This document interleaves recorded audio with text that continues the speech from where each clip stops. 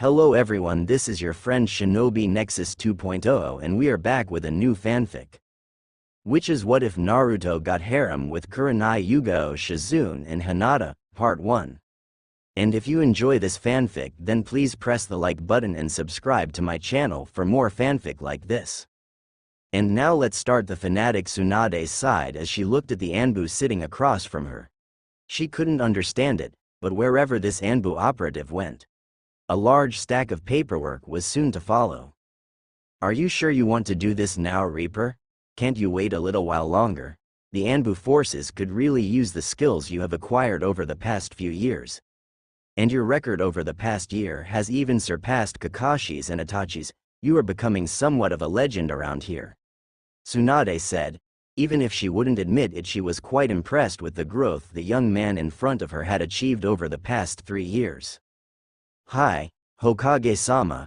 I've been away from my friends for too long now, and while I have earned a few new friends in Anbu, my place is with the Konoha 11. Don't worry though, Hokage-sama. I'll still be available for missions if you need me. I've appreciated everything you have done for me over the past 3 years. Training in Anbu as well as with Ero Sennin has really helped me change from who I once was, Reaper said gratefully. Alright Reaper, I'll sign the papers and send thee over to Anbu HQ. You will be reinstated as a special Junin until we can have someone evaluate your skills. Even though I should promote you straight to Junin, you were only technically a Genin when you entered Anbu, and that was hard enough for me to explain to the council.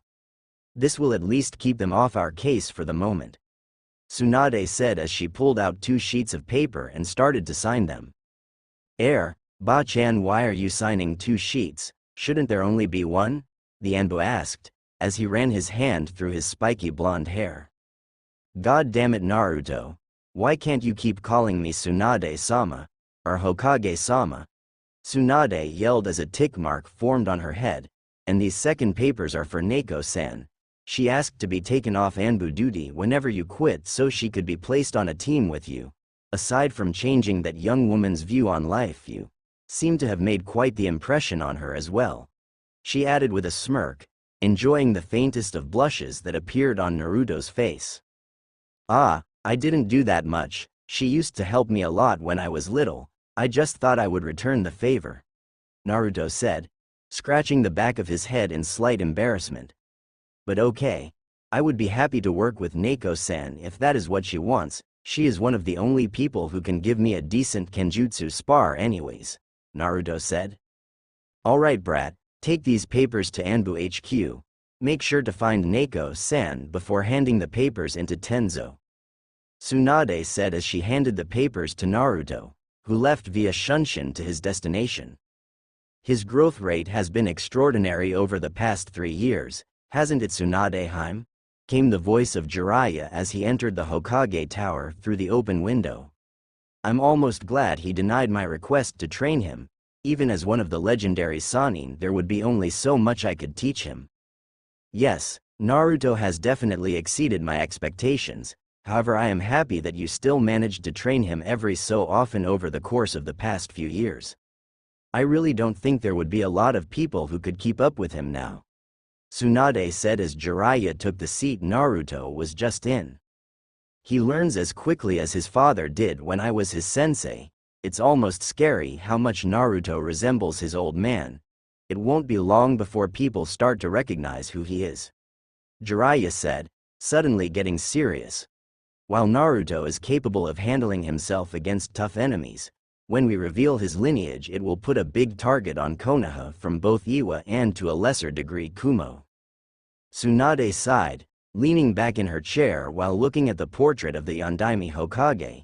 Indeed, however, this is what Naruto wants. Besides, he will not be alone. Naruto has made a lot of powerful friends while in Anbu. And don't forget that everyone in the Konoha 11 are quite capable themselves. Hopefully now he will be able to get the recognition he has wanted his entire life. What about the council?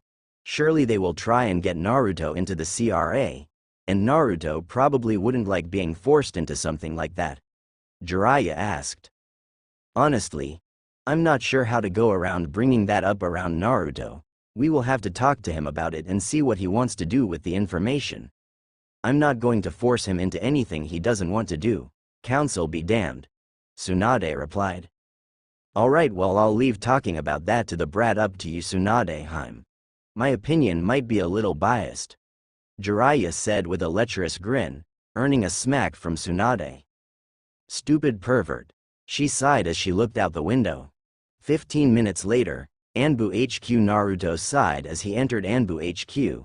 He had greatly enjoyed his time in Anbu, and if he had to be honest with himself, deciding to leave was probably one of the hardest decisions he had made since deciding to join in the first place. Asking around for Neiko, Naruto finally located her in one of the many training facilities going through her Kenjutsu katas, and waited till she was finished to address her. As good as ever, Yugao-chan, Naruto said as he made his presence known. I just came from Tsunade-sama's office and have some papers you might be interested in looking at. What have I told you before about using my real name, Reaper-san? Yugao said in a bit of a teasing tone. Not to, but come on, Yugao-chan. When have I ever been one to follow the rules? Naruto replied with a smirk as he took his Anbu mask off, revealing his well-defined facial features. Over the past few years, Naruto had pushed himself to be able to get to his current level, and his body showed it. While he wasn't a muscle-bound freak like some shinobi, the Yondaime Raikage, you could tell he was muscular, even through his Anbu uniform. Touché, Yugao muttered as she took the sheet of paper Naruto offered it before reading it. Naruto watched in amusement as Yugao's eyes went wide before a gentle smile crossed her face. That and the fact that neither of us are Anbu anymore, Naruto said with a smirk. Although I have to ask why you wanted to leave to be on a team with me. I thought you loved being in the Anbu? I did, and I still do, but for the longest time me being in Anbu was so I could forget about Hayate-kun. For a while I had even hoped that doing S-rank mission after S-rank mission would eventually make me able to see him again. Yugao started as she too took her Anbu mask off. When Tenzo said that you would be joining Anbu, I was surprised. From what I remembered at the time, you had little to no skill as a shinobi. Hey, I take offense to that. I knew a few things, Naruto said with a pout, making Yugao smile again. 2 techniques do not count as a few things, Naruto-kun, and while I admit I was impressed that you knew both the Rasengan and Shadow Clone Jutsu, you should have known other things as well. But you took your first year of training here very seriously, and after learning the secret of the Shadow Clone, you started improving in leaps and bounds, quickly rising through the ranks of Anbu, almost to the same degree as Kakashi-senpai and Itachi-san. Yugao stated, making Naruto blush slightly at being praised by the beautiful Kunoichi. Yeah, alright, but that still doesn't answer why you want to be on a team with me, Yugao-chan. I mean, I'm probably gonna be put with Kakashi-sensei for a while again until I can get my full promotion. You sure you can put up with him without trying to kill him? Naruto asked. I think I could manage, Naruto-kun. And to answer your question, the day you asked me to start teaching you Kenjutsu is probably what impacted this decision most. If not for that day, we would never have become friends, and I would most likely still be trying to get myself killed doing S-rank missions. You made me realize that I still had a lot to live for, and that Hayate-kun wouldn't want me to be how I was. Yugao said as she gained a semi-faraway look in her eyes. You give me too much credit, Yugao-chan. What kind of friend would I be if I couldn't help you? And besides, you were there for me a lot when I was little, so it should be me who is thanking you, Naruto said with a smile. We should probably go and see Tenzo now so we have enough time to get all of our stuff cleaned out of our lockers and go back to see Tsunade-ba-chan. You are never going to stop calling her that, are you, Naruto-kun? Yugao asked with smirk. Nah, especially to her face. It's a good way to test my reaction time whenever she hurls something at my face, he replied with a laugh as they both left the training room on their way to see the Anbu commander. Tsunade's office, same time. Shizune, please get me Naruto's graduating class as well, guys, team and their senseis, Tsunade said into the intercom. Hearing Shizune give a swift reply, Tsunade couldn't help but feel a little nervous for what she was about to reveal to Naruto's friends, and if she had to be honest, she didn't know how a few of them would take it. 15 minutes later teams 8, 9, and 10, as well as Sakura, all entered Tsunade's office, curious looks on their faces as to why all of them had been summoned at the same time. "You requested our presence, Tsunade-sama?" a tall bearded man asked. "Yes, Asuma-san. I called you all here regarding Naruto's disappearance about 3 years ago," Tsunade said, immediately catching Kakashi's attention. Even though he knew where Naruto was, he was hoping that he would be able to go on missions with his student once again, as well as the rest of the Konoha 11. "It's been 3 years already, Hokage-sama. Time sure flies," Kakashi said in a bored tone, making the other Junin senseis look at him with surprise. "Your student disappears for 3 years and that's all you can say when we finally get word on what happened to him?" a woman with beautiful red eyes said in surprise. "I can't help but agree with Kurenai-san, although something leads me to believe that you know where your student has been. Care to elaborate, Kakashi-san?" Asuma asked, making everyone look at the silver-haired Junin. "So what if I did? I was never at liberty to talk about what happened to Naruto-kun, and before any of you say anything, he swore me into secrecy, but I can assure you, Asuma-san, Kurenai-san, that my student is fine and has recently been carving his own path through our shinobi ranks," Kakashi said, before closing his book and pocketing it. "Kakashi-san is right, on both accounts that Naruto is both okay, and has been making quite the name for himself in the past year," Tsunade said as she nodded her head in agreement. "Tsunade-sensei, why would Naruto just disappear without telling any of us where he was going? That doesn't seem like something Naruto would do," a girl with short pink hair said. "I have to agree with Sakura, Tsunade-sama. It seems highly unlikely that someone like Naruto would disappear without at least telling his friends he was alright, especially since his disappearance was right after the failed Sasuke retrieval mission," Kurenai said, looking back and forth between Kakashi and the busty Hokage. "Both you and Sakura are right, Kurenai-san. The Naruto you knew would never do something like that. But the Naruto you once knew is no longer alive," Tsunade said with a small smile, shocking everyone present. "No longer alive, you can't mean?" Sakura started only to be cut off by Tsunade. "No, Sakura. Naruto is not dead, but he is no longer who you once knew. The past 3 years has changed him drastically. He is no longer the blonde idiot who runs around using Kage Bunshin to solve all his issues. After the mission, Jiraiya came by to ask Naruto to become his apprentice," Tsunade said. "You can't be serious. Jiraiya of the Sannin, one of the most powerful shinobi alive today, asked the class dead last to become his apprentice," a boy with a black jacket standing beside a large white dog said. "You should be careful as to how you talk about Naruto now, Kiba-san. Like I said, he is no longer the boy you guys once knew, and he would take offense to what you just said," Tsunade said as she glared at the boy, making him shrink slightly. "Well, that would make sense. With a teacher like Jiraiya, I'm sure Naruto has become a lot stronger since we last saw him," a boy wearing a big baggy green coat said. "Indeed he would have, if he had accepted the pervert's proposal to train him," Tsunade said, and smirked as everyone present looked at her like she had grown a second head. "Naruto refused to be trained by one of the Sannin. Why would he do something like that?" Asuma asked. "It's not an everyday occurrence to be offered training by one of the legendary Sannin." "Indeed he did. The reason why is that Jiraiya would have had to take him away from the village for 3 years to train him, and Naruto didn't like the idea of being away from his home for so long. But that doesn't mean Naruto has not received training from that stupid pervert. He just never had to leave the village to obtain it," Tsunade said. "So, Naruto has been in the village for the past 3 years, then how come none of us have ever seen him?" Sakura asked, looking between Kakashi and her current sensei, hoping at least one of them could give her an answer. "The reason for that, Sakura, will be explained as soon as Naruto gets here, which should be fairly soon actually," Tsunade said. And she was right. A few minutes later someone knocked on her door and it opened to reveal two Anbu, one of which Kurenai recognized, but the other made her eyes widen and had to use all of her training to not be put on guard by this man in front of her. He was a tall man who radiated power and respect, but that's not what scared her. The man's attire is what put her on guard.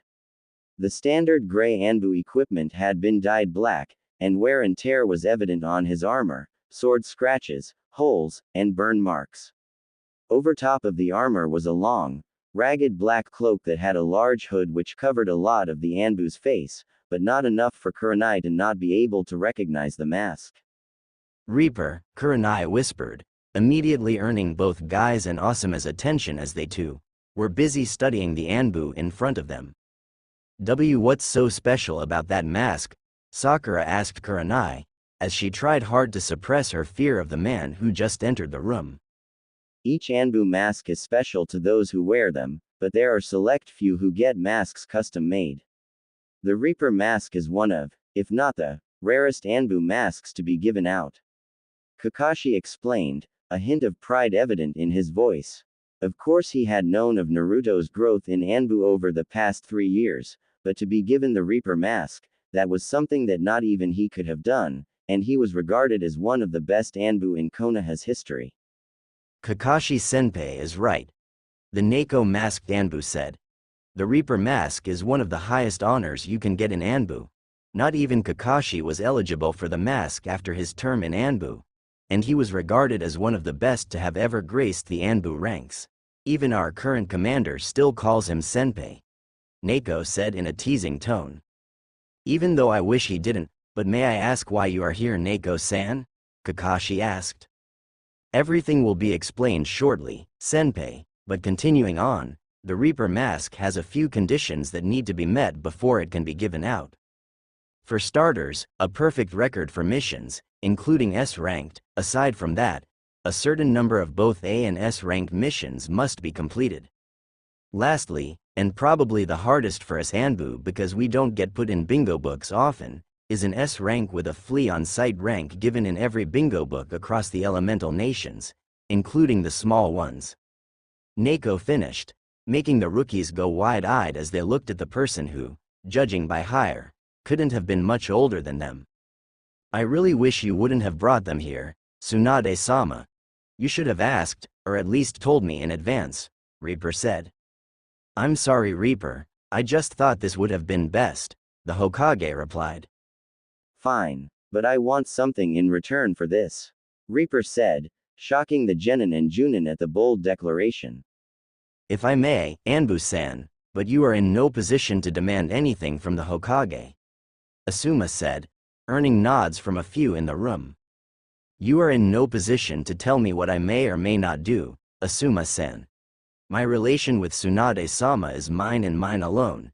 You would do well to remember that, Reaper said in a cold tone. You may have the Reaper mask, but you don't scare me, Asuma said as he reached for his trench knives, but froze as he felt a kunai held against his back as Reaper appeared behind him, shocking those present with his speed. You should, Reaper whispered in his ear, before disappearing and reappearing beside Neko, who shook her heads at his actions. That's enough, both of you, Tsunade yelled, before sitting back down and burying her face in her hands. As interesting as this is, Hokage-sama, what does this have to do with Naruto? Kurenai asked. Nothing, like Tsunade-sama has probably already told you, the Naruto you all knew died a long time ago, Reaper said, gaining everyone's attention yet again. How would you know, Anbu-san? A girl in a traditional style Chinese dress with her hair in dual buns said. Because I killed him, Reaper replied, shocking everyone before he and Neko removed their masks. And Naruto, Sakura stammered. How? Why? What do you mean why? Please elaborate, Sakura-san. Naruto replied, shocking the young girl at how he addressed her. He had always addressed her as Sakura-chan before, and she would never admit it to anyone, but it hurt that he didn't call her that. Why didn't you tell any of us what you were doing? We all thought you were dead. I thought we were a team, Sakura asked, tears threatening to fall from her eyes. You finally decided to care, Sakura-san? Naruto scoffed. While I do admit we were a team, We weren't a very good one. As you have all said in the past, I was the dead last. Sakura has book knowledge but couldn't put it to practice in the field. And all Sasuke cared about was getting revenge on his clan. He didn't give two about us, and he proved that when he shoved a Chidori through my chest. As that conversation was going on, Kurenai had brought Yugao off to the side as well. She knew how much her friend loved to be in Anbu and was surprised to see her here with Naruto. "What did you pull me aside for, Kurenai-chan?" Yugao asked her friend. "What do you mean what? I thought you loved Anbu. Why are you here with Naruto, who is apparently leaving Anbu?" Kurenai asked, making Yugao sigh, as she had not expected her friend to be there when she resigned. "I made arrangements with Tsunade-sama a while ago, asking to be placed on a team with Naruto-kun when he decided to resign from Anbu," she explained. Kurenai's eyes slightly widened when she heard Yugao call him kun, but decided not to ask about it. "That still doesn't help me understand why Yugao-chan, Anko and I have been asking you to leave Anbu for years and you never listened to us. And now just like nothing Naruto makes you want to leave. What happened over the past 3 years?" Kurenai asked, curious as to why Naruto was suddenly able to get through to her friend. Mention of Naruto's name managed to snap a young indigo-haired girl out of the trance she had been in after learning Naruto was in fact the Reaper masked Anbu, and decided to listen in on the older women's conversation. "I'm not entirely sure myself, Kurenai-chan, but Naruto-kun was able to change how I viewed life. After Hayate-kun's death, I didn't know what to do, so I began doing S-rank mission after S-rank mission, trying to keep my mind of things, or worse, get killed. A few months after Naruto had joined Anbu, though, he had sought me out for Kenjutsu training. At first I was a little skeptical about training him because from what I could remember about him, he was never very talented. At first I said no, but he kept pestering me until I finally caved in. He took the training in like a sponge and is now easily one of the best Kenjutsu users in Konoha, only slightly behind myself. After a few missions together, Naruto noticed that I was troubled by something, and being the caring person that he is, confronted me on it," she explained, gaining a semi-faraway look in her eyes that didn't go unnoticed by either Kurenai or Hinata, who by this time was a little jealous of the strange woman being able to get so close to Naruto too quickly. "What happened then? I know how hard it is for you to talk about what happened with Hayate," Kurenai asked, while at the same time silently thanking Naruto for being the one who changed her friend. "Naruto has a calming aura around him that makes it feel like you can pretty much trust him with anything. In the end I caved and told him about what happened. That night was the first time since Hayate's death that I broke down and cried, but he was there for me the entire time to comfort me," Yugao said with a smile as she looked at Naruto being surrounded by his friends. "I'm happy for you, Yugao-chan. It sounds as if you were finally able to move on from Hayate. It sounds like you and Naruto are really close," Kurenai said, and smirked slightly as she saw a slight blush cross the Kenjutsu specialist's face. "It's nothing like that, Kurenai-chan, we are just friends. Although just between us girls, you should see him under that Anbu armor," Yugao replied, blushing at the memories of walking in on Naruto without his gear on, much to Kurenai's amusement. Back with Naruto, he was doing his best to answer all the questions being asked by his old friends, as well as avoiding Ino, who was getting just a little too close for his comfort. Looking around, he noticed Yugao and Kurenai talking, which brought a smile to his face, remembering all the stories he had been told from Yugao. "As much as I'm enjoying this attention, guys, we need to finish up here. We can all catch up later on or whenever I have my skills assessment," Naruto said, hoping to finish this as quickly as possible. "Skills assessment? What's that?" Ino asked. "Naruto is going to be given an assessment on his skills to be able to properly gauge his rank, even though he has become an S-ranked shinobi in the bingo books. The council wants a demonstration of his skills. The only person in this room who has actually seen Naruto fight seriously would be Yugao-san, the other Anbu who is with Naruto. Naruto's current rank will be Special Junin until I can arrange someone to give Naruto an assessment," Tsunade explained. but sighed as she saw a grin spread across Asuma's face, as well as Kiba's. "Hokage-sama, would you mind if I gave Naruto the rest?" Asuma asked, making Kakashi, Yugao, and Tsunade narrow their eyes at the bearded Junin. Naruto's show earlier must have really pissed him off. "I would also like to test Naruto's skills, Hokage-sama," Kiba declared. "Asuma I would be alright with because he has a lot of experience as a Junin, but Kiba I'm not sure about. You have not been Junin for very long," Tsunade said. "It's fine, Ba-chan, they can both fight against me if they want. I must have really hurt your pride earlier, Asuma-san, if you're willing to go through with this," Naruto explained. "Like I said before, brat, you don't scare me," Asuma replied, "just tell me when and where." "We will have the assessment tomorrow morning, at Training Ground 7. You are all welcome to come watch," Tsunade said. "Now that that's out of the way, I want to ask all of you aside from Yugao-chan and Kakashi-san to leave so we can talk to the Hokage and Shizune-san in private. We can meet up sometime later and talk about what's happened over the past 3 years," Naruto said, making Tsunade nod, already guessing about what Naruto wanted to talk about. "Why do we have to leave though? We should be able to stay if it has to do with you," Sakura asked. "Because this matter doesn't concern any of you yet. I'm sure you will figure it out in the near future. Now aside from the people Naruto asked to stay, the rest of you are dismissed," Tsunade said. Naruto sighed after everyone had left, and took a seat on one of the chairs across from Tsunade. "That could have gone better. It was a bad idea to bring them all here," Naruto said, earning a nod from Yugao and Kakashi. "I know, I'm sorry Naruto-kun. I kind of expected Kiba to act like that, but definitely not Asuma. His attitude towards you surprised me," Tsunade replied as she reached under her desk and pulled out a bottle of sake. "Yay, well, that's none of my concern. If they still have issues with me after tomorrow, it's their own fault. Now, I'm sure you know why I wanted to talk to you all in private, right?"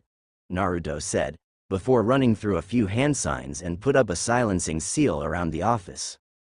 "I'm assuming it's about your parents, and to a latter extent you inheritance, right?" Tsunade asked, making Naruto nod his head. "Yay, it is, for the most part. I'm not too worried about when you want to tell everyone about my parents. I'm more worried about the kind of attention the village will get as a whole from Iwa and to an extent anyone who I'm close to," Naruto said, stealing a quick glance at Yugao that didn't go unseen by the Hokage or Kakashi. "While I'm confident in my own skills about taking on large groups of enemies, not everyone has the same amount of chakra that I do, and that would put them at a large disadvantage, as I can pretty much assure you that if Iwa was to send people after me, it would be a small group at least." "You make a good point, Naruto-kun. Iwa would use any means necessary to get to you, including taking your friends as hostages in exchange for yourself. Not to mention the lingering threat of the Akatsuki. Jiraiya said they have been a little more mobile lately," Kakashi said. "We will deal with the Akatsuki at a later time. I think our main threat right now will be Iwa. And to a lesser extent Kumo and Kiri.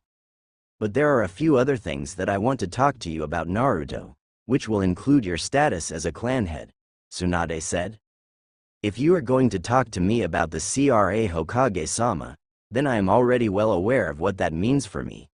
I still have a couple years to decide if I want to be put under the CRA, so I will have to get back to you on that," Naruto said, not really surprising Tsunade as it was Anbu protocol to keep up to date with Konoha's laws. "Alright, well, that is pretty much everything I wanted to talk to you about, Naruto-kun. I have a scroll for you that contains both yours and Yugao-san's Junin vests, as well as the key to your parents' estate," Tsunade said as she pulled out a scroll and handed it to Naruto. "Thank you, Hokage-sama. I will see you tomorrow at Training Ground 7. Naruto replied before doing a few more hand seals and releasing the silencing seal before he and Yugao left the office. "He has grown a lot, hasn't he, Tsunade-sama?" Kakashi asked, making the Hokage smile and nod her head at the elite Junin. "With Naruto and Yugao, so Naruto-kun, do you even know where you are going?" Yugao asked, making the blonde scowl at her. Of course I do. I looked up where my parents' estate was a few months ago. Naruto explained. What about you? Do you have anywhere to stay?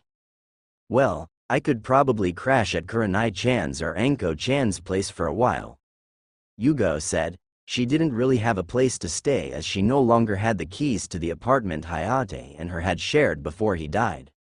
I see. How about you stay with me for a while? Naruto asked, slightly shocking Yugao, before she got a teasing look on her face. I don't know, Naruto. I don't think you could handle me just yet, she said. I wouldn't worry about that, Yugao-chan. I'm a stamina freak who knows Kage Bunshin. I'm sure I could take care of all your needs, Naruto said seductively, making the ex-Anbu captain blush slightly. But seriously, Yugao-chan, we used to sleep in the same tent when we were on missions. I'm sure there are tons of rooms in my parents' house. Or you could even sleep in one of the smaller houses around the compound. Yugao thought about his offer. She really had nowhere to go, and while she was sure Kurenai and Anko would take her in, it wouldn't be very comfortable for her, as they both only had one-bedroom apartments. And she had to admit Naruto had a valid point about their previous sleeping arrangements when they were on missions together. Alright, Naruto-kun, if you're sure you're okay with this, then I'll gladly accept your offer. Thank you, Yugao said with a smile, which in turn caused Naruto to smile. Things were starting to look up for both of them. With nothing for either of them to grab, Naruto and Yugao quickly made their way over to the clan district to find the Namikaze compound, which was located between the Hyuga and Abram clan compounds. Not sure if they are close in the actual show or not, but just run with it. The first thing Naruto noticed when they reached the gate was the intricate seal design that covered it. Taking a few moments to study the seal, Naruto nodded before molding his chakra and putting his hands on the gate. What are you doing, Naruto-kun? Yugao asked. As a kenjutsu specialist, she had never really studied any fuinjutsu other than basic sealing scrolls and exploding tags. My father and mother were both masters of fuinjutsu, and judging by this seal, he wanted this place to be the safest place in Konoha. It's a high-level chakra seal that will only open if someone who has the same blood as either my father or mother applies their chakra to it. After we get inside, I'll tweak it so that whoever I add to the seal will be able to enter, Naruto explained. Good explanation, brat. It looks like my time teaching you fuinjutsu didn't go to waste after all, a voice from behind them said. They turned to see both Kakashi and a man with long white hair approaching them. Whatever Ero Senin, I'm going to assume that both you and Kakashi-sensei can enter, right? You being my father's sensei and Kakashi his student would only make sense, Naruto said, earning a nod from the Toad Sage. It's been a while since I've seen you, Naruto. I wanted to see just how much my student has grown, as well as see my sensei's house again, Kakashi said, never taking his eye off his little orange book. Alright, if either of you break anything you owe me, come on Yugao-chan, let's go, Naruto said, making the other two aware of her presence, but they decided to shrug it off for now. Entering the compound, Naruto and Yugao couldn't help but marvel at how beautiful everything was. Large oak trees lined the walls, while inside a large assortment of flowers lined the marble walkways. It's beautiful, but how has everything been so well kept over the past 16 years? Surely no one has been in here since my parents died, Naruto asked. The Uzumaki clan was well known for their knowledge of seals. Add your mother's knowledge to your father's skill for creating and mastering fuinjutsu and they were able to come up with seals to keep the outside well kept. Seals that work like sprinklers to water the flowers, as well as a few that released low-level futon jutsus to keep the grass well cut. If I wouldn't have already known about this, I would be just about as amazed as you are right now, Jiraiya explained.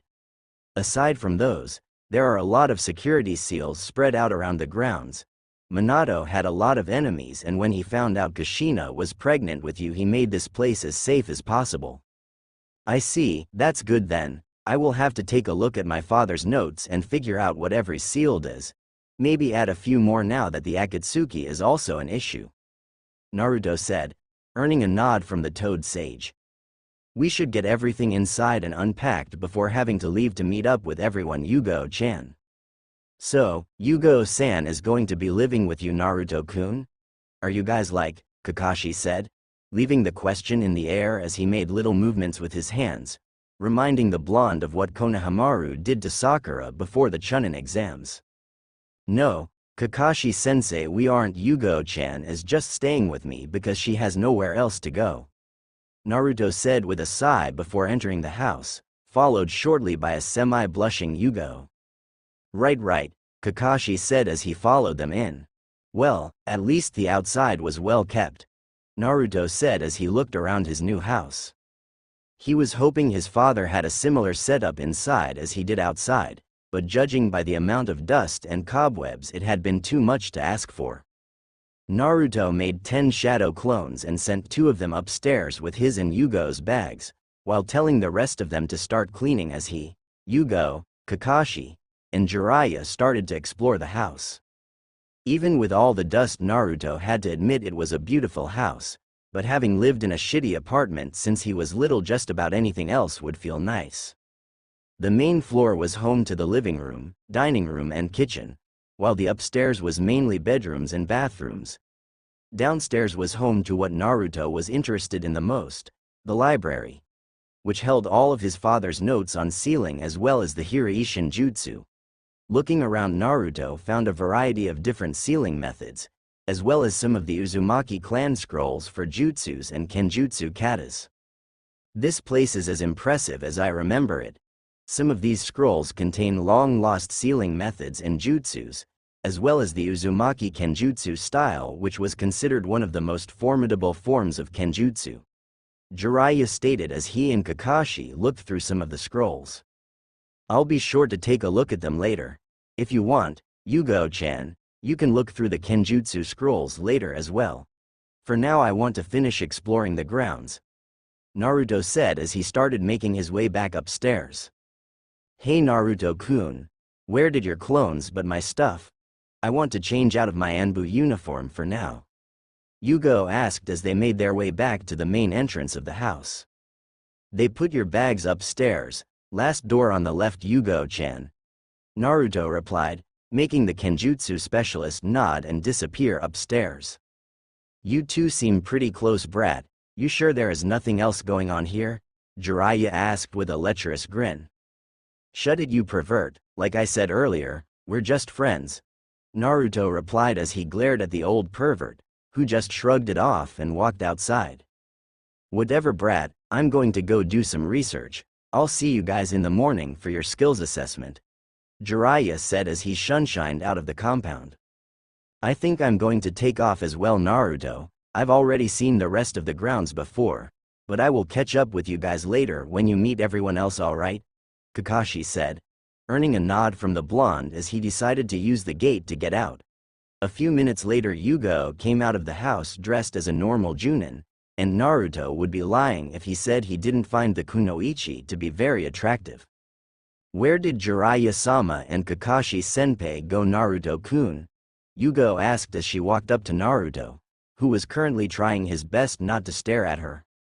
The pervert said he was going to go do some research, which means peeking on the women's bathhouse, and Kakashi left to do Kakashi things, I guess, probably trying to come up with a few more lame excuses as to why he is late all the time, Naruto replied, earning a light giggle from Yugao. Alright, well, let's finish looking around, and then we can go get something to eat before meeting up with everyone, Naruto said as they started walking around the compound a little more. Back behind the house they found the training grounds, and a few ponds and steams to practice Suiten jutsus. It's gorgeous back here, Yugao said as she took everything in. Yay, it's definitely something else. My old man sure knew how to make the most of the space given to him, Naruto replied. I'm going to go change, and then we can go grab something to eat before meeting up with everyone else, alright? A few minutes later, Naruto appeared wearing standard Anbu pants and combat boots, with kunai holsters on each leg, and a black tank top over a mesh armor shirt. Yugao couldn't deny that Naruto was attractive. He had grown a lot over the past few years, and now easily stood as tall as Kakashi. Having lost all of his baby fat over 3 years of rigorous training, He had a very defined figure, and you were able to easily see his muscles underneath his mesh armor. He had let his hair grow out, and now had the same jaw-length bangs that framed his face, just like his father. Yugao was sure that Naruto would start having issues with fangirls, especially after his status as the Namikaze clan leader was announced. The thought of Naruto having fangirls made Yugao feel weird inside. She couldn't exactly pinpoint what the feeling was just yet, but she would have to talk to someone about it eventually. Ready to go, Yugao-chan? Naruto asked as he made his way over to her. I'm ready, Naruto-kun. Where did you want to go? She asked as they started walking towards the gate. How about that sushi bar you always talked about on missions? Naruto asked as they stepped out, but came face to face with someone he didn't want to deal with just yet. Hinata Hyuga.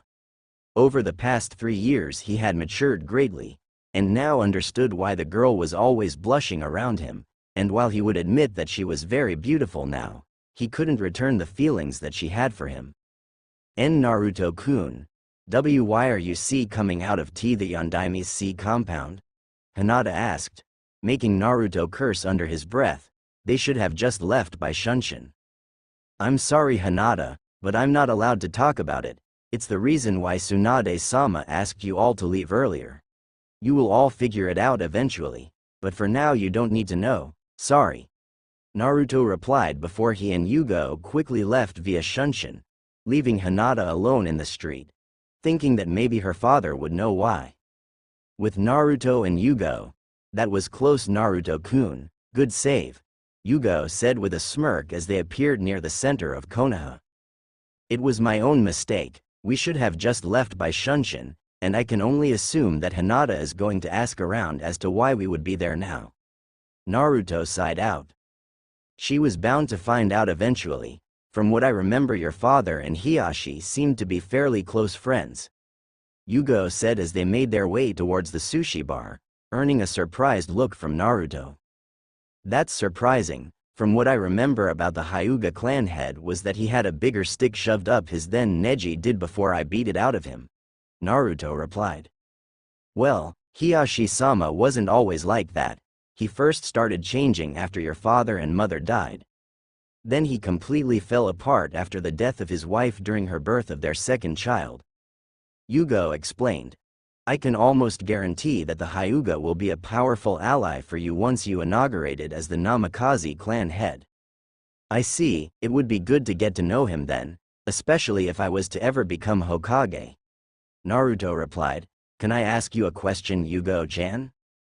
Of course Naruto-kun. With my mother being a part of the Uzumaki clan, and my father being from the Namikaze, I can't decide what name I want to take. While I would like to have my father's last name, I feel it would be unfair to my mother, and vice versa. Naruto said. Yugao could see where Naruto was coming from. With him being the last of 2 famous clans, he didn't want to be the reason that either one of them died out. Maybe try talking to Tsunade-sama about taking both last names. It's rare, but in your case it might be allowed. Then it would be a joint Uzumaki Namikaze clan. Yugao suggested, earning a nod and smile from Naruto. Thanks Yugao-chan, I think I'll do that, Naruto replied. After a quick meal at the sushi restaurant, Naruto and Yugao went to join the rest of Naruto's friends at one of the shinobi bars located around Konoha and spent the rest of the night telling stories about some of their missions as well as how they met. Next morning Yugao woke early the next morning to the sound of clashing steel. Knowing it was probably just Naruto training, she decided to get up and gauge where his kenjutsu skills stood in comparison to her own. Yugao would admit that in both taijutsu and ninjutsu, Naruto was easily more powerful than her, but when it came to kenjutsu she was still slightly better than him. Although she knew that with a little more time, Naruto would surpass even her. Getting dressed in her regular Junin gear, Yugao made her way downstairs and into the backyard, where sure enough Naruto was in a large-scale battle with his clones. Even with her trained eyes she could hardly keep up with Naruto's speed, so a lot of what she saw was just a blur, followed by a puff of smoke, followed by another blur as Naruto massacred his clones left and right.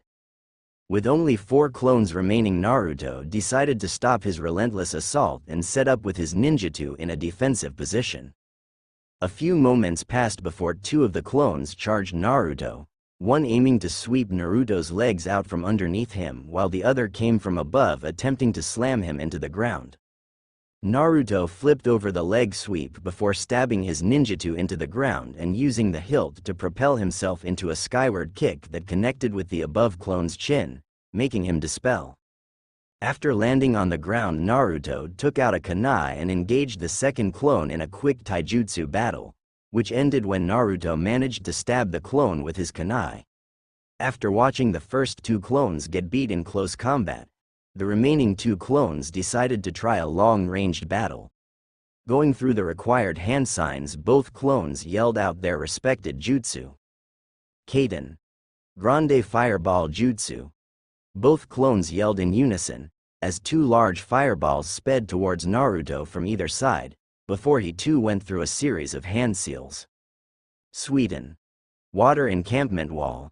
The original Naruto shouted, before a large dome of water surrounded him, protecting him from the dual fireball attacks. Hidden Mist Jutsu. Naruto whispered, before a thick mist rolled in over the battlefield which Naruto disappeared in. A few moments later, Yugao heard 2 popping sounds and the mist started to dissipate, showing an unscathed Naruto holding his ninjutsu. Clones, I didn't expect them to fire 2 grande fireballs at me. Naruto mumbled as he made his way over to Yugao. Enjoy the show, Yugao-chan. Quite the performance, Naruto-kun. I was a little surprised when the clones started using jutsus though. You usually only use them in either taijutsu or kenjutsu spars. Yugao said. Yay, well, I can't always control what my clones do. Now I know how you and Kakashi-sensei must have felt trying to train me, although I never hurled 2 high-ranking jutsus at either of you. Naruto said, making Yugao smile slightly. Well, at least they didn't actually hit you, right? Yugao said with a giggle as they made their way inside. Whatever, Yugao-chan. I'm going to make some breakfast before going to my skills assessment. You want anything? Naruto asked, receiving a nod as his answer. Naruto went to the kitchen to fix them both something to eat. So are you ready for the skills assessment, Naruto-kun? Yugao asked when Naruto returned with their breakfast. Of course, Yugao-chan. While both Asuma and Kiba are strong in their own rights, I have faced tougher opponents and did just fine. Naruto replied, earning a nod from Yugao. She knew how strong her friend was, but she still worried about him.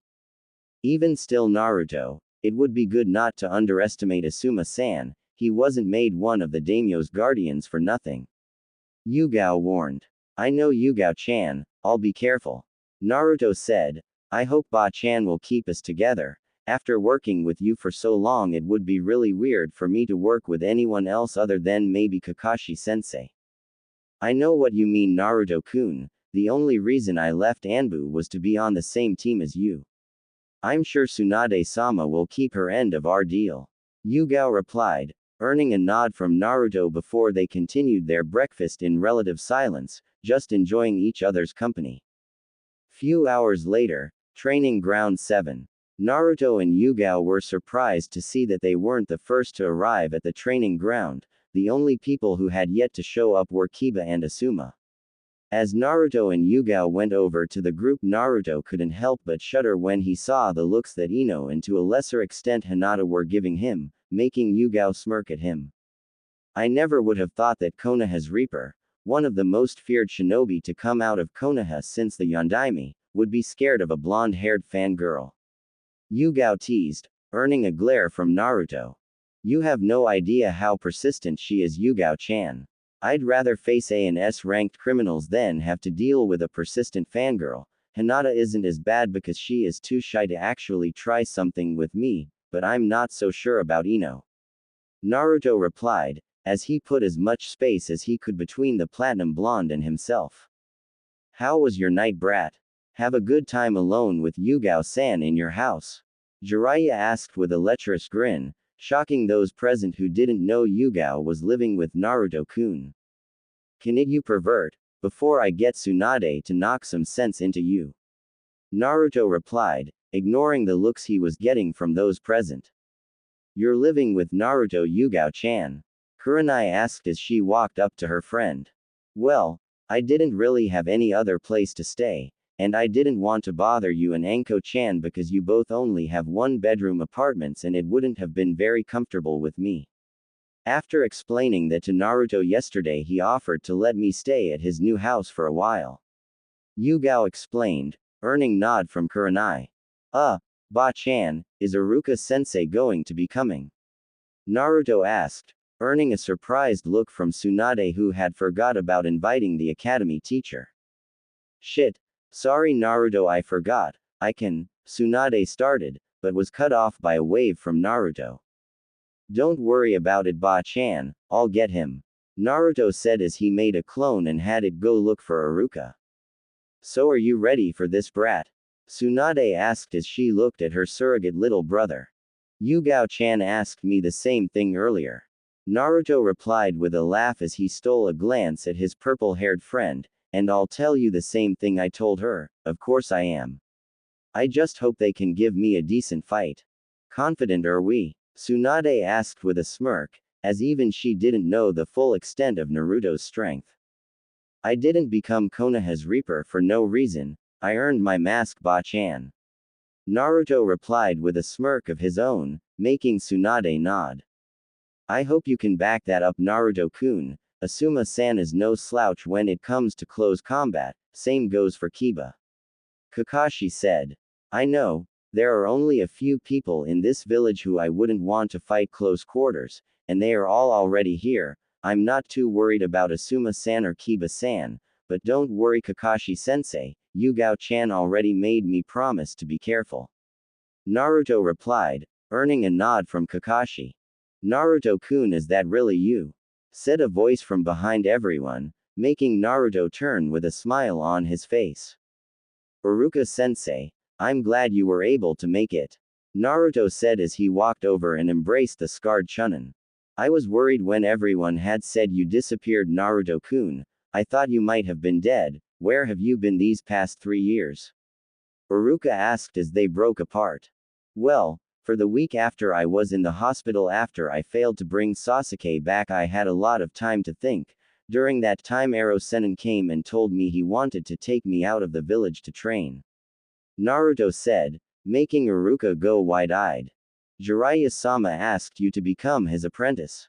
Iruka asked. "I did, yay, but the damn brat refused to be taken from the village. He was worried that if he was out of the village he wouldn't be able to protect his friends in case the village was attacked," Jiraiya said, catching everyone's attention as they didn't know the exact reason why Naruto didn't leave with Jiraiya. "That's right. I didn't want to leave to village, so I refused. The day I was released I went and talked to Ba-chan and asked to be put into the Anbu program, and after some negotiating with the council I was allowed to join," Naruto explained. "So you have been in Anbu for the past 3 years then?" Iruka asked. He was shocked that Naruto had been allowed to join Anbu. As much as he hated to admit it because of how he considered Naruto to be a little brother to him, but the Naruto he remembered wouldn't have had the skills to be placed into Anbu.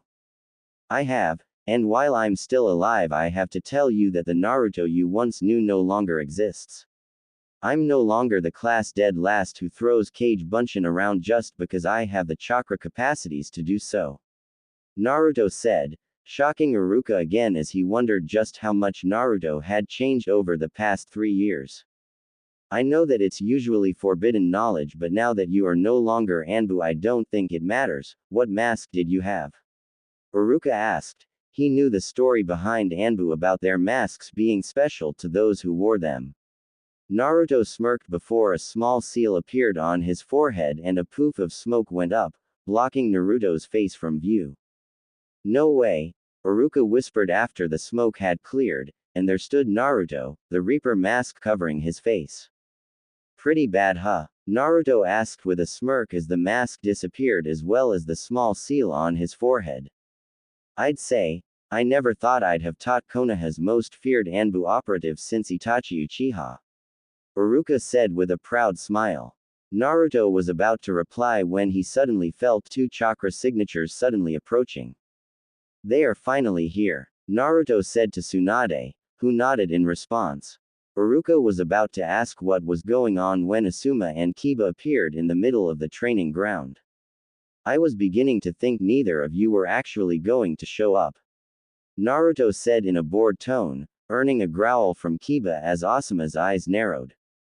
Like I'd ever run from you, doesn't matter what you have been doing over the past 3 years, you are still the class dead last in my books.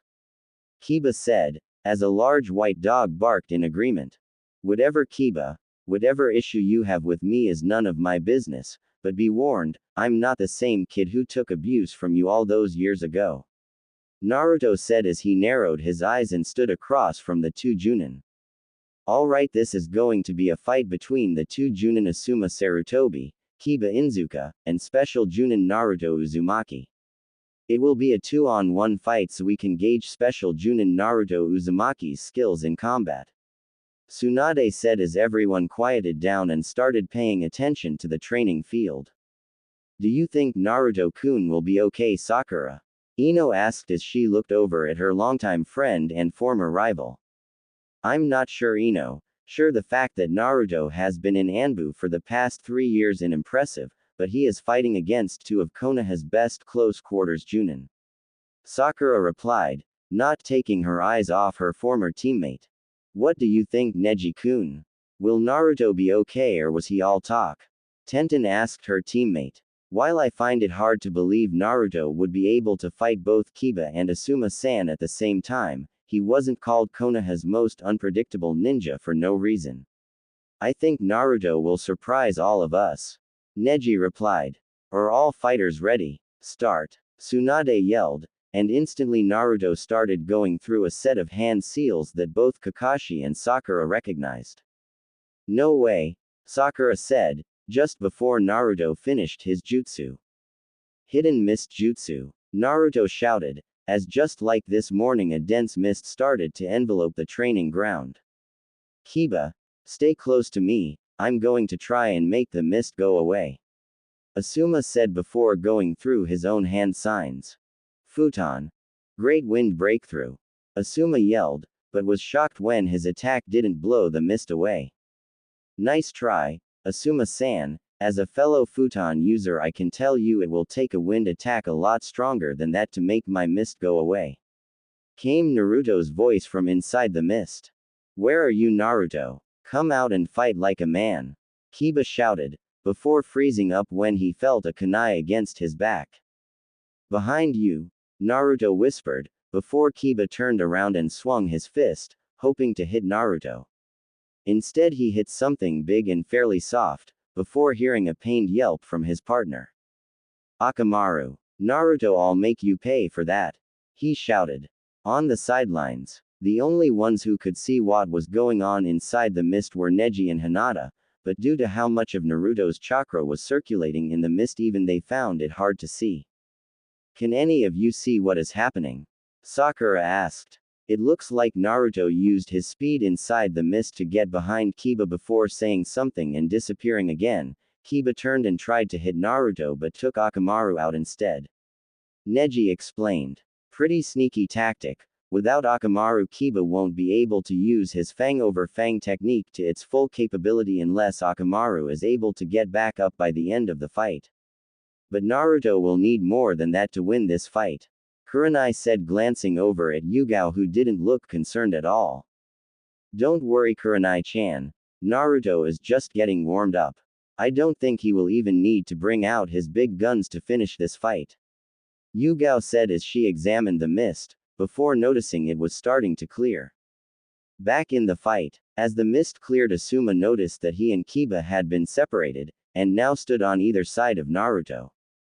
Kiba, go at him together, let's end this quick, Asuma yelled as he took his trench knives out and rushed Naruto, matching Kiba, who rushed in with kunai.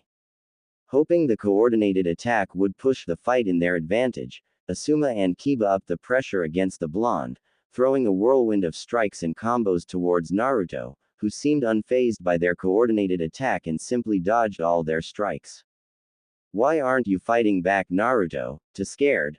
Kiba taunted, but something about the way Naruto was smirking at him made the Inuzuka shudder slightly. One word for you, Naruto started, making Asuma's eyes widen at the sudden influx in chakra coming from the blonde and Kurenai with a log on the opposite side of the training field. Boom. Naruto ended with a smirk before enveloping Kiba in a large explosion, sending the boy flying across the training field and into a tree, where he slumped over unconscious. I'd suggest getting him to the hospital, Naruto said as he looked over at the shocked spectators. On the sidelines, Kiba-kun, Kurenai yelled as she rushed over to her old student. Although impressed with how Naruto was handling himself so far, she felt as though he could have gone a little easier on her student. Holy shit! Ino shouted. What the hell was that?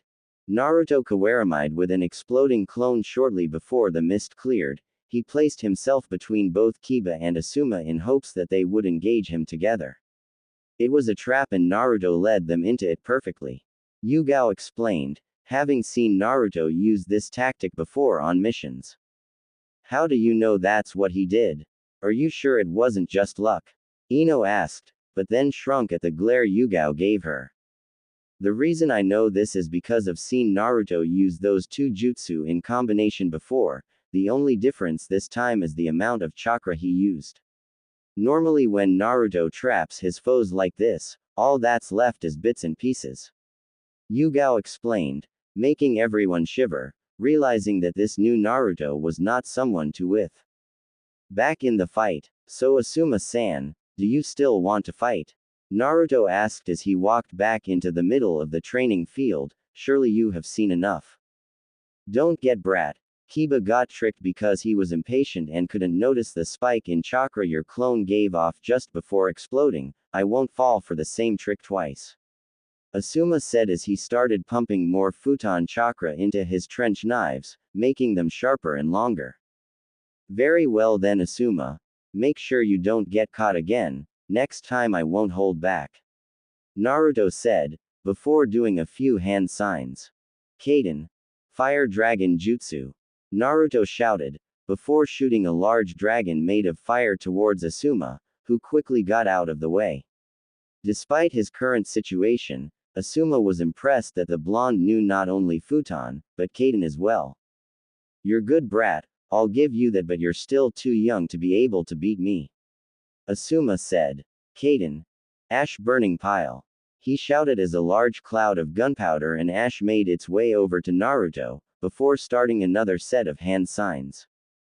Kaden.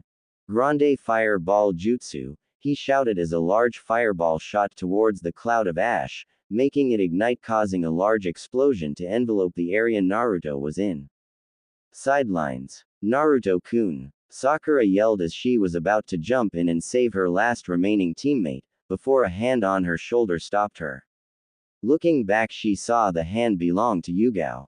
Let me go. Naruto needs help. Sakura yelled as she tried to get out of Yugao's grasp. He's your friend. Don't you even care? I do, and it's because I'm his friend that I am confident that Naruto will be okay. Like we have said before, do not underestimate Naruto-kun. Yugao said as she looked at the spot that Naruto had been. That was one of Asuma-sensei's strongest attacks. Are you sure Naruto-kun will be okay? Ino asked, but didn't get an answer as everyone was busy watching the spot Naruto had been. Fight.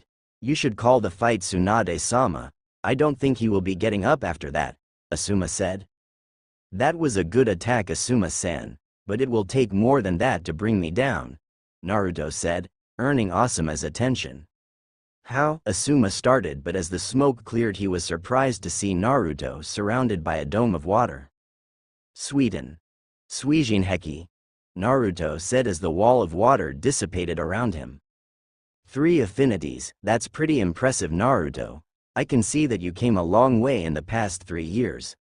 I've still got a lot of juice left in the tank though, Asuma said as he brought out his trench knives, pumping chakra through them, causing them to gain a faint blue hue. I wouldn't have expected anything else, Asuma-san, but I wasn't made Konoha's Reaper for nothing. Naruto started before going through a set of hand signs.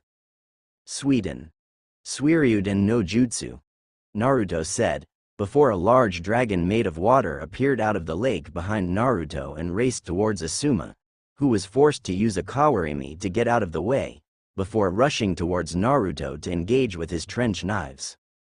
A seal appeared on Naruto's hand, causing a slight poof of smoke that dissipated to reveal a ninjutsu.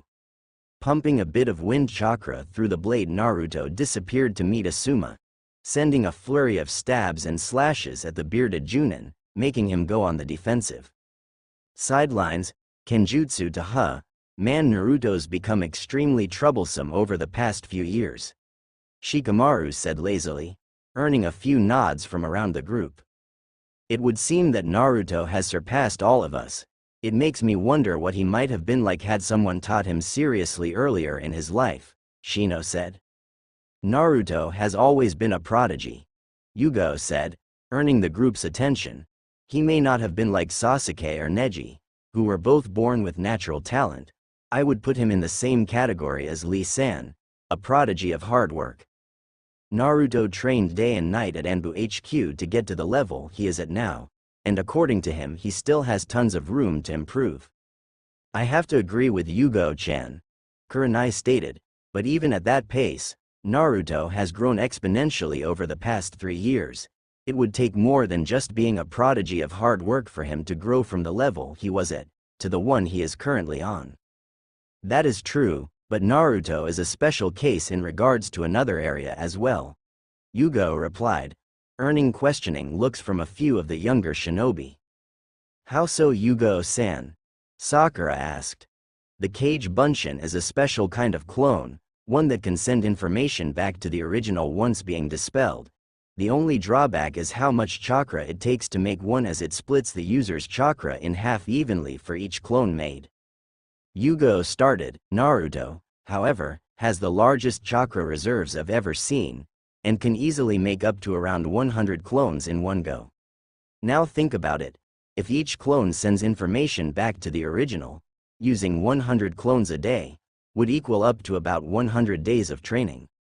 That's incredible, Sakura whispered as she looked at her teammate as he was still engaged in close quarters combat with Asuma. Naruto used his clones to train Kenjutsu, Fuinjutsu, and Ninjutsu, while he focused a lot on physical training. Naruto may not look like it, but he is also probably one of the physically strongest shinobi in Konoha, behind Gai-san and Jiraiya-sama. Yugao said, he is a very deadly close-ranged fighter. With the amount of strength and speed he has, not a lot of enemies can keep up with him if he gets in close. I'm only able to win our Kenjutsu spars based on years of experience and reflexes, but even then Naruto will surpass me soon enough. Yash, Naruto-kun's flames of youth are burning brighter than ever. I must increase my training by 100 times so I can match him, Lee said. That's my student Lee, Gai said. Gai-sensei. Lee, Gai-sensei.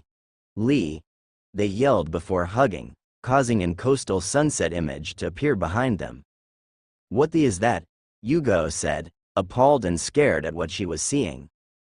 It's best not to think about it, Yugao-san, Tenten said with a sweat drop. Fight. It seems that Gai-sensei and Lee are the same as ever. Naruto mused to himself before ducking under a punch Asuma had sent at his face. It would be best not to take your eyes off me, Naruto. It wouldn't do well for you to go back to Yugao-san missing an eye, Asuma said confidently. Same could be said for you, Asuma-san, don't get to. Naruto replied, before stabbing his sword into the ground to catch both of Asuma's arms. Asuma tried to fight Naruto's grip but found it near impossible to get out, before feeling a strong pain in his gut as Naruto had planted his foot directly into Asuma's stomach, making him cough up a little blood. Naruto, using Asuma's pain as a momentary distraction, released his grip on one of Asuma's hands, before using his now free hand to hit a pressure point in Asuma's arm, rendering it useless as it fell limply at his side. Naruto picked up his sword with his free hand, before placing the tip against Asuma's jugular, causing the bearded Junin to snap back to reality as he felt cold steel against his neck. Give up, Asuma-san. I would prefer it if you do not force my hand any further, Naruto said coldly, sending a shiver down Asuma's spine. I give up, Asuma said, as Naruto retracted his blade before sealing it away again. Good choice, I'd recommend seeing Ba-chan or Shizune-chan to get your arm looked at, Naruto said, earning a nod from Asuma. That was fun for me. If you ever want to have a friendly spar, feel free to find me. Very impressive, brat, Tsunade said as she came up behind the two, followed closely by the others. Yay, that was amazing, Naruto-kun, Sakura said with a smile, making Naruto scratch his head sheepishly. Hee, it wasn't that impressive, Sakura. If I didn't have a chakra-conducting blade like Asuma, the fight could have gone downhill for me, Naruto replied. What did you do to his arm, Naruto-kun? Shizune asked as she gazed at Asuma's limp arm. Huh? Oh, I hit a pressure point to make it go limp. You should probably take a look at it to make sure it goes back to normal, Shizune-chan, Naruto said with a smile, making her blush slightly, something that didn't go unnoticed by Tsunade and Yugao. Hi, Naruto-kun, she replied before attending to Asuma. It takes a lot of knowledge about human anatomy to be able to do something like that in the middle of combat, Naruto-san, Shino said, earning a nod from Sakura. Yay. Well, I can't do medical jutsu because of how my chakra is, but I thought it might have helped to learn about human anatomy. Being able to disable an opponent in the middle of combat is a good skill to have if you need to extract information, Naruto said, causing a few of them to shiver at the implication he just gave. Anyways, brat, I think that it's safe to say you have earned this, Tsunade said as she handed Naruto a green Junin vest. Elite Junin Uzumaki, Naruto. Make me and your parents proud, brat. Ga, what the happened to me? Kiba asked as he slowly regained consciousness. Looking around, he noticed white walls and ceilings, and could hear low beeping off to his right. I must be in the hospital. That means Naruto won, huh? He didn't survive Anbu for 3 years for no reason, I guess. Ah, you're awake, Kiba-san, that's good. After your fight with Naruto-kun, we thought it would take a lot longer for you to wake up, Shizune said as she entered the room, followed by the rest of Team Kurenai. Kakashi, Sakura and Naruto are Team Kakashi, so why not, right? How are you feeling, Kiba-kun? Kurenai asked. I feel like shit, Kurenai-sensei. What the hell happened? Kiba asked. The last thing I remember is fighting Naruto, then it just went black and I woke up here. After making you accidentally take Akamaru out, Naruto positioned himself between you and Asuma before releasing his hidden mist jutsu. When Asuma saw this, he suggested that you and him both attack Naruto at the same time. What you two didn't know was that Naruto used a Kawarimi to switch himself with an exploding clone and lured you both into a trap. Asuma noticed this when the chakra inside the clone suddenly spiked and managed to substitute himself with a log. You, however, were not so lucky and Naruto caught you in the blast, blowing you across the training field, Kurenai explained, making Kiba nod.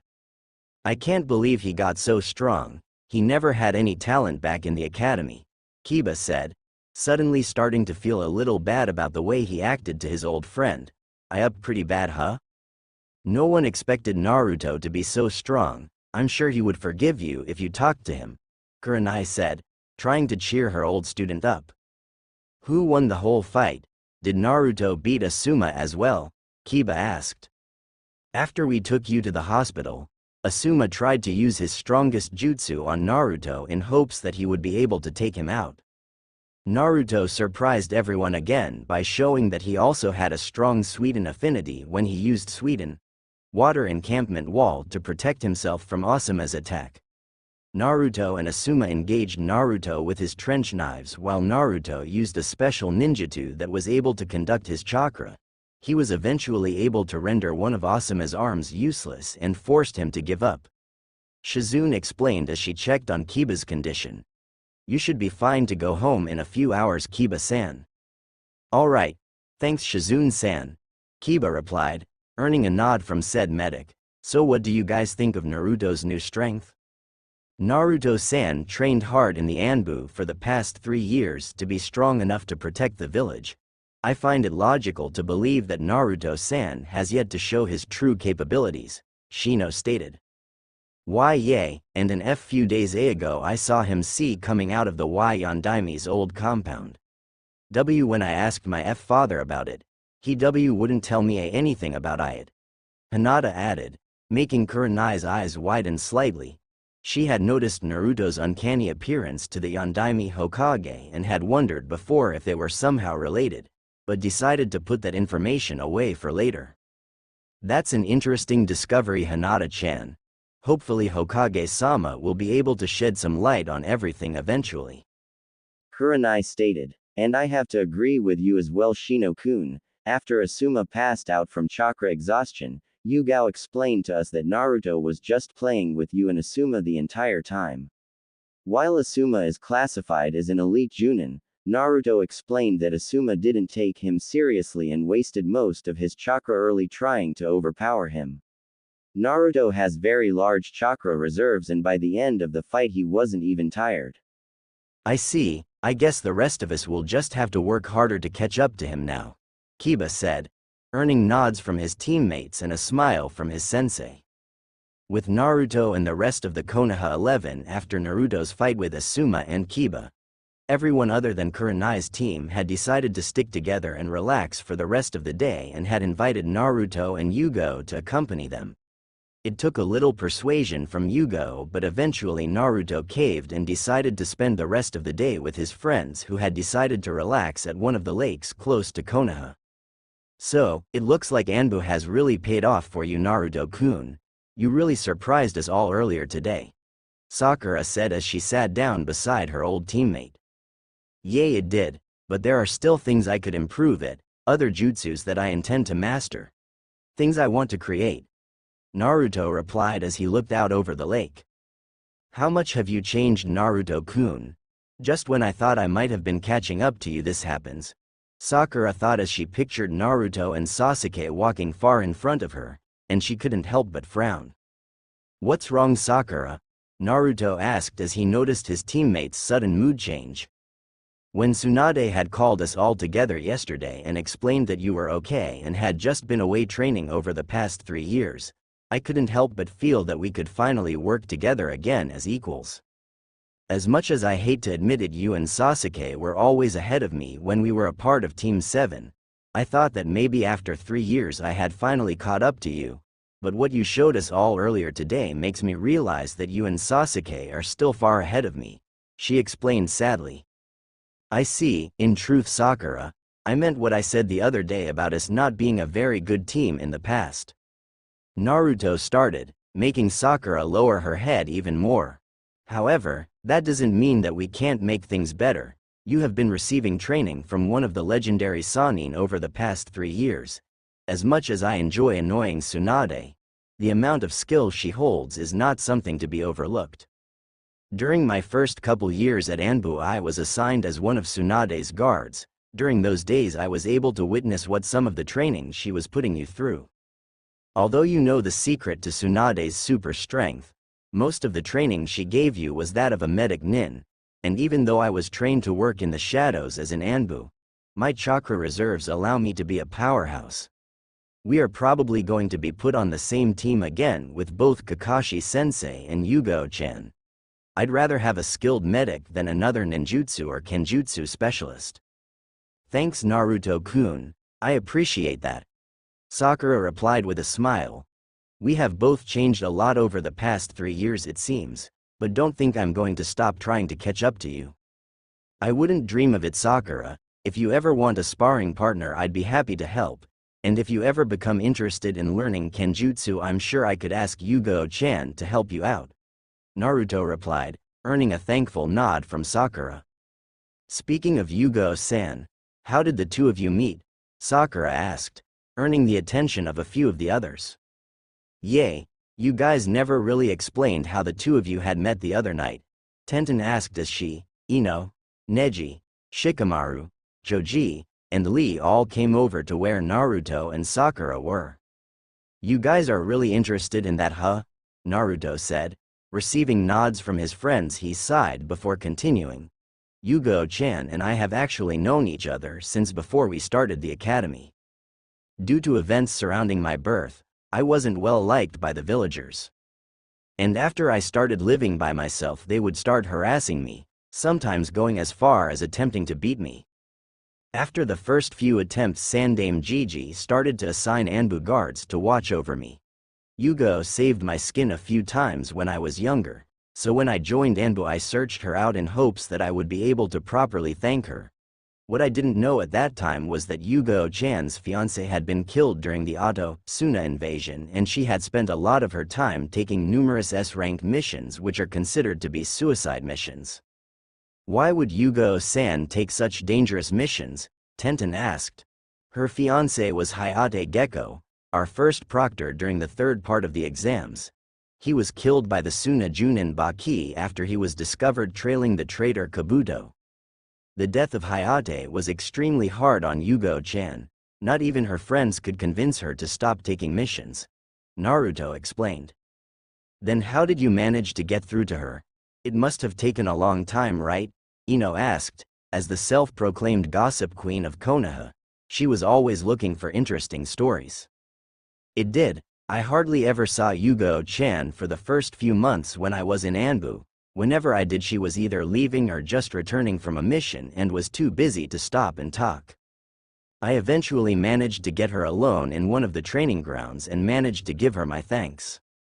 A few weeks after that I started to learn Kenjutsu, and was told by a few people in Anbu that Yugao-chan was the resident Kenjutsu specialist in Konoha, so I began searching for her again in hopes that she would start training me. It took a little persistence, but eventually she caved in and agreed to help train me. By this time I knew about her past with Hayate and was hoping that giving her an apprentice would keep her from going on suicide missions, which it did for a while, Naruto said. You said for a while, I'm assuming she eventually started doing them again, right?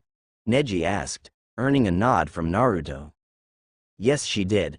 I remember asking her not to, but she just kept brushing me off, saying it was none of my business.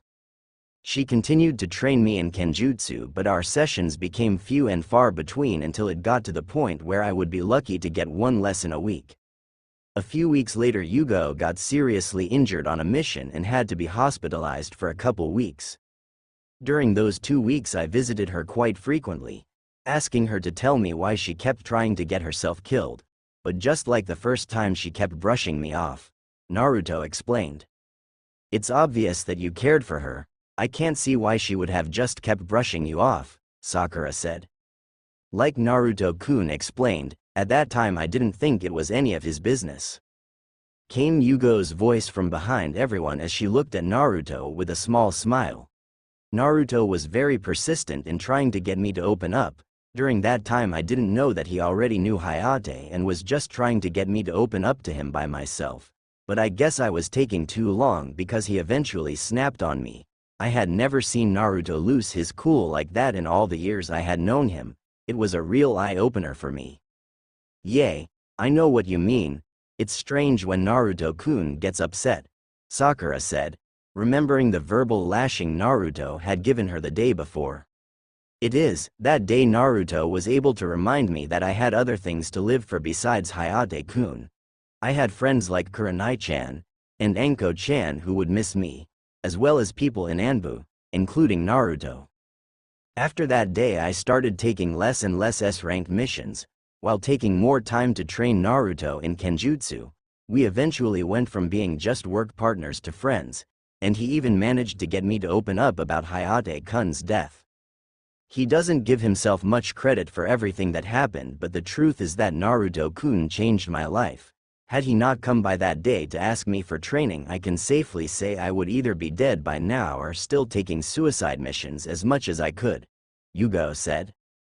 Ah, it's almost romantic, Ino said with hearts in her eyes, earning a slight giggle from Yugao and a tick mark on Naruto's forehead. There was nothing romantic about watching someone close to me trying to kill herself, Ino-san. I'm just glad that I was able to help change Yugao-chan's outlook on life, Naruto said, suppressing the small amount of red that threatened to tint his cheeks. Right. That's why you're living together now, huh? Ino said, and then smirked as she saw Naruto stiffen slightly. Whatever Yugao has no place to go right now, and I've recently come into some property that has a lot of available space, Naruto said quickly, hoping to defuse the situation before the gossip queen could get any more information from either of them. Yugao could only smile at Naruto's interaction with his old friends. She was happy for her friend being able to interact normally with his old friends. I hope you enjoy these few moments of peace you're having, Naruto-kun. With everything that is going to come to light soon, you're probably going to gain a lot more enemies. With the Junin senseis a few hours later, Naruto-kun's flames of youth sure have brightened over the past few years, haven't they, my eternal rival? Guy said as the Junins all sat together at one of the shinobi bars located around Konoha. You know what, Guy, for once I agree with you. Naruto-kun came a long way since joining Anbu. He has grown in ways I would have never imagined, Kakashi replied, earning a nod from Guy. I don't think that Naruto was ever a bad student, Kakashi-san, Iruka said, earning the attention of those present. During Naruto's academy days, a lot of the teachers there tried to sabotage his work and keep him back. If Naruto would have received proper training he deserved, then I think Naruto could have easily been Rookie of the Year. Yes, with proper training Naruto would have been quite the genin. If I had realized Naruto's hidden potential earlier, I might have been able to help push him in the right direction, but it took his teammate shoving in a ranked assassination jutsu through his chest for him to change, Kakashi said in shame. It sucks about what happened with Sasuke, but Naruto turned out okay in the end. Maybe what happened with Sasuke was a blessing in disguise, Iruka said thoughtfully. What do you mean, Iruka-san? You are probably the closest thing Naruto has to a real family. How would having a roll ripped through his chest be a blessing in disguise? Kakashi asked with narrowed eyes. Don't get me wrong, Kakashi-san. Naruto is like my little brother, but had it not been for what happened with Sasuke, I don't think Naruto would have ever considered entering Anbu. Even if Naruto had been taken out of the village by Jiraiya, there would only be so much Jiraiya would have been able to train him. Naruto joining Anbu gave him the ability to train not only his physical strength, but he learned to control all three of his elemental affinities and start on his fourth. Aside from that, Naruto has become quite the kenjutsu user as well. Yugao said that he is close to even surpassing her. Iruka explained proudly. He surpassed me a long time ago, and will probably pass the rest of you before you know it. He has come a long way since the time he fought Kiba-kun in the Chunin exam finals a few years ago. I never would have thought that someone like Naruto would be able to take Yugao-chan out of her depression, Kurenai said, remembering that he friend and the young blonde were quite close. Naruto has always had the special ability to make friends out of the most unlikely people. He was the one who convinced even Tsunade-sama to return to the village. He would make a great negotiator and ambassador if Konoha ever needed one, Iruka said. Yugao-chan speaks quite highly of young Naruto-kun. I wonder how she actually feels about him. I hope she has finally decided to move on. If only I could find someone to be with, Kurenai thought. Next morning, with Naruto and Yugao, Hokage's office. We received a request from Wave Country earlier this morning. Apparently an ambassador from Kumo is on the way to speak with the daimyo of Wave Country about trade negotiations, and the daimyo requested that a team from Konoha be sent to act as bodyguards during the negotiations, Tsunade said, gaining Naruto's attention. So you think because I have previous experience with the people of Wave Country that sending me would also be good for our relations with Wave? Naruto asked, making Tsunade nod. After your disappearance into Anbu 3 years ago, Wave Country has been demanding to know what happened to you, and our trade treaty has become a little shaky lately. Letting Wave know that you are fine will hopefully bolster our relationship, Tsunade explained, earning a nod from Naruto. I can understand why you would want that, as Wave is one of the largest trading centers in all of the elemental nations, but why send me? What about Kakashi-sensei or Sakura? Naruto asked. I don't know if you realize this, Naruto, but you have been considered a hero in Wave ever since your team's first mission there. A hero that as far as Wave knows is dead. Sending Kakashi-san or Sakura-chan wouldn't be as effective as sending their country's hero. Tsunade replied. Alright Ba-chan, I understand the reason why you want to send me now. Who will the rest of my team be? I'm assuming that Yugao-chan will be coming with me as she left Anbu to work with me specifically, Naruto said, earning a nod from the female Hokage. Yugao-san will be joining you, along with Kurenai and her old team. Tsunade replied, moments before said team entered her office. Team Kurenai reporting for our mission Tsunade-sama, Kurenai said as they entered the room before sending Naruto a friendly smile. I was just going over the mission with Naruto-kun Kurenai-san. He will be leading this mission alongside both Yugao and your team, Tsunade said, and received a nod of approval from the red-eyed Junin. Hi, Tsunade-sama. Kurenai replied with a slight bow before turning to Naruto. My team is already packed and ready for a long-term mission Naruto-san. We are able to leave as soon as you are ready. Alright Kurenai-san, please meet me at the main gate. I just have to stop and get Yugao-chan, then we will be ready to leave. We will be taking a fast pace to Wave Country. Even though I've been there in the past, the city we are going to has no doubt changed a lot over the past few years, and I would like a few days to relearn the layout of the town. I'm not expecting Kumo to try anything funny, but I like to know the basic layout of a city in case something happens, Naruto said, before using a shunshin to leave the office, followed by Team Kurenai who went to wait at the gate. Main gate 5 minutes later. Hey Kurenai-sensei, have you ever been to Wave Country before? Kiba asked as they waited for Naruto to arrive with Yugao.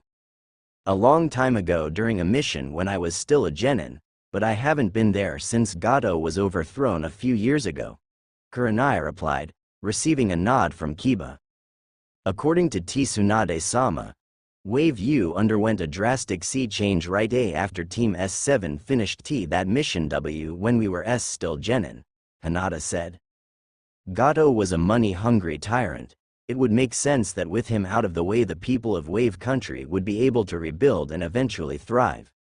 They have managed to become one of the largest trading ports in the elemental nations because of the bridge they were able to finish.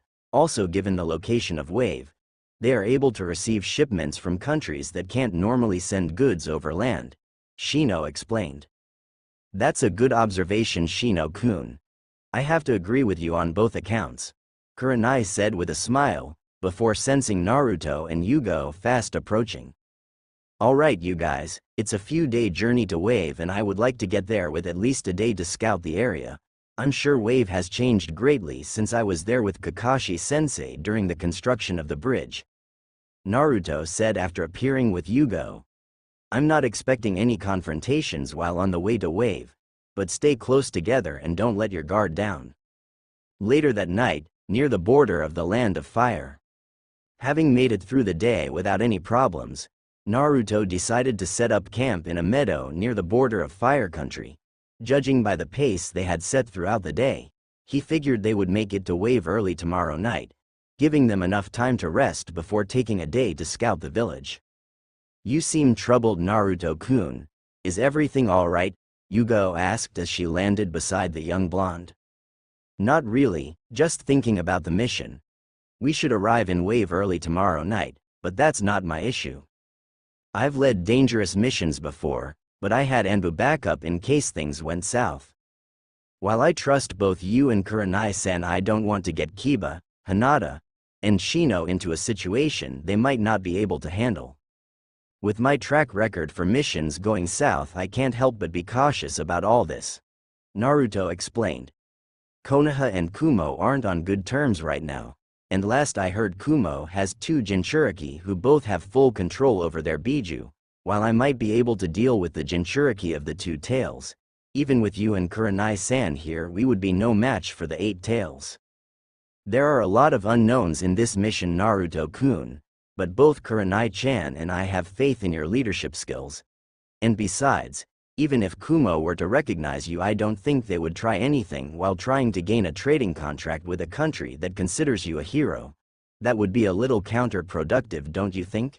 Yugao explained, earning a nod from Naruto.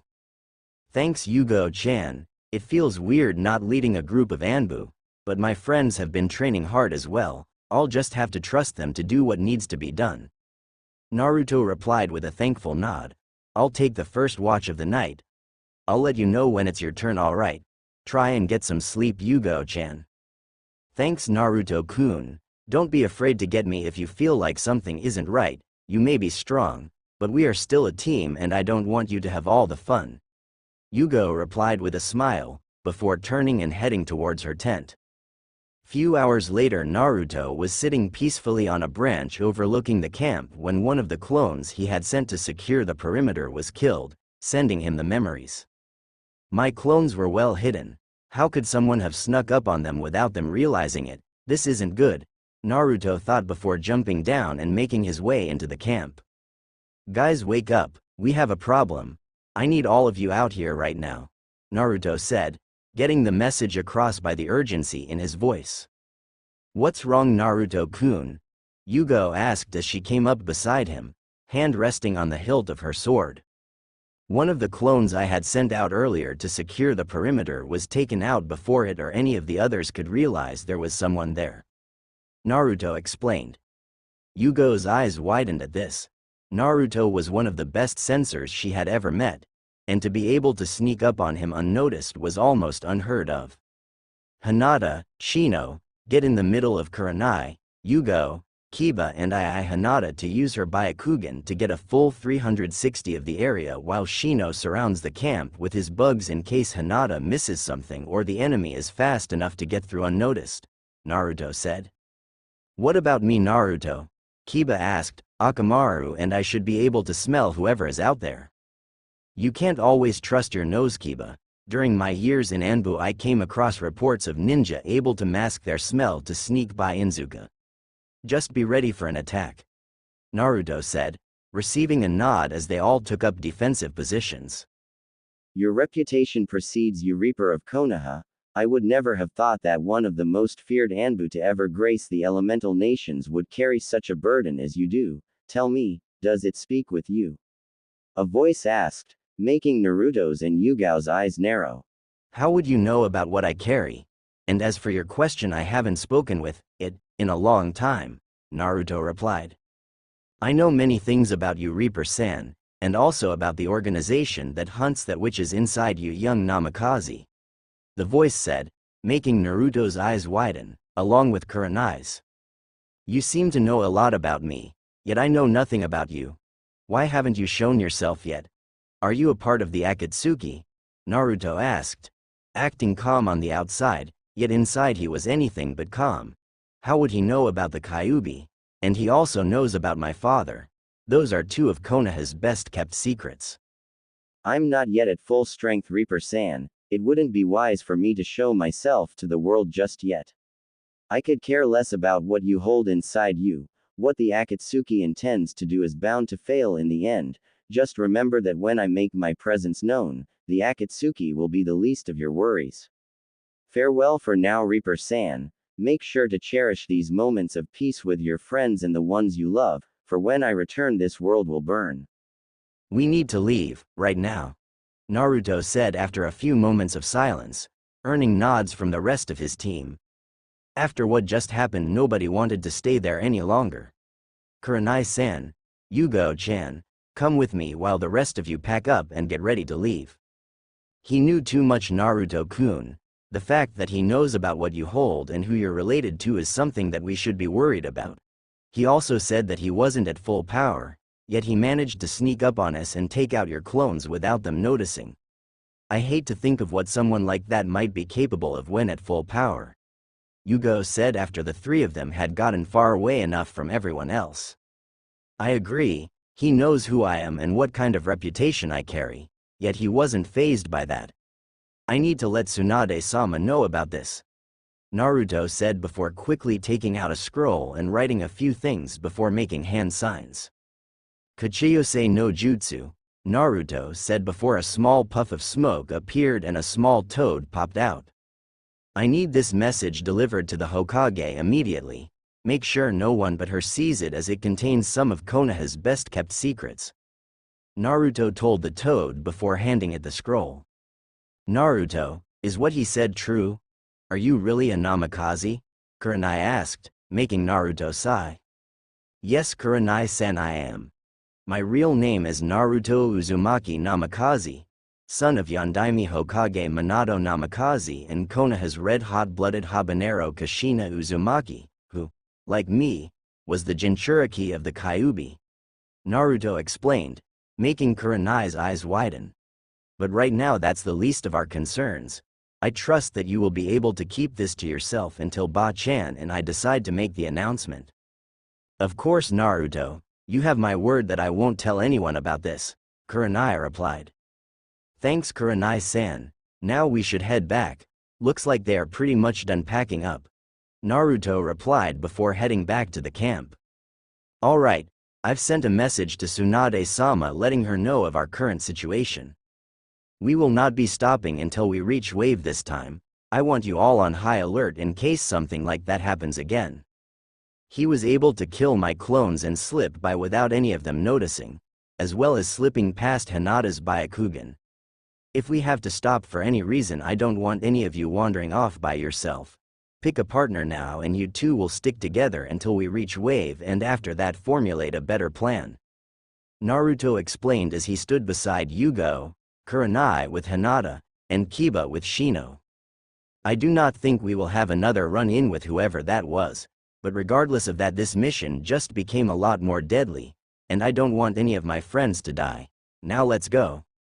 With Tsunade was in the middle of a meeting with both Jiraiya and Kakashi concerning the Akatsuki when a small puff of smoke appeared on her desk. Tsunade-sama, Naruto-san sends you a message, stating it was for your eyes, and your eyes only, the small toad said before disappearing again. What has the brat gotten himself into now?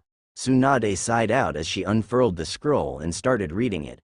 Upon reading it, however, her demeanor changed and her eyes widened slightly. What happened with Naruto-kun, Tsunade-sama? Kakashi asked, put off by the blonde Hokage's sudden change. Naruto and his team stopped on the border of Fire Country for the night, and Naruto decided to take first watch while his teammates slept. A few hours into his shift, Naruto's clones were killed without any of them sensing who did it, Tsunade said, making Jiraiya's eyes widen. Bullshit. Even I have troubles just sneaking past Naruto and his clones, especially when they are hidden. Naruto is almost as good as me when it comes to stealth, Jiraiya said, surprised that someone would be able to kill multiple of Naruto's shadow clones without one of them sensing who was there. That's not all, whoever did that was able to sneak up on the team and speak with Naruto, even though Hinata was using her Byakugan and Shino had his bugs surrounding the area. He knew the kind of reputation Naruto had, as well as the facts that he is Minato's son and is the Jinchuriki of the Kyuubi, Tsunade explained. Impossible. Those are some of Konoha's best-kept secrets. The only person who knows where documents like that are held is the Hokage, Kakashi said. Was he part of the Akatsuki? According to Naruto, he isn't, going on to quote that, what the Akatsuki is planning to do with the Biju is bound to fail, and later telling Naruto to enjoy the peace with his friends and loved ones because the next time he makes his presence known he promises to make the world burn. So, what you're saying is that this person was able to kill Naruto's clones without being caught, but was also to hold a conversation with Naruto's team who, might I add, have a Hyuga, Aburame, and Inuzuka on it, without being seen, sensed, or smelled? Jiraiya asked, earning a nod from Tsunade. This isn't good. We should send a team of Anbu to investigate the area to see if they can find anything. No doubt Naruto will already be on the move again. You could send another team as backup, but by the time they got there the negotiations would probably already be finished, Jiraiya said. Agreed. I'll send a team of Anbu to search the area where Naruto and his team set up camp. Jiraiya, I want you to ask around your spy network, see if anyone else has had a similar experience as this, or at the least try and figure out who might be capable of something like this, Tsunade ordered, earning a nod from Jiraiya before he shunshined out of the office. Kakashi, I want you to lead the Anbu team in charge of searching the area Naruto encountered this person. Your Sharingan will be useful in picking up chakra signatures and tiny details other people might miss. Hi, Tsunade-sama. Kakashi said before also using a shunshin to leave the tower. Why can't you ever do something simple without turning it into a big pile of paperwork? Be careful, Naruto-kun. Too many people care about you for you to kick the bucket this early. Tsunade said as she gazed out the window. A threat supposedly bigger than the Akatsuki. We need to be ready for anything. Suna will need to be informed of this as soon as possible as well.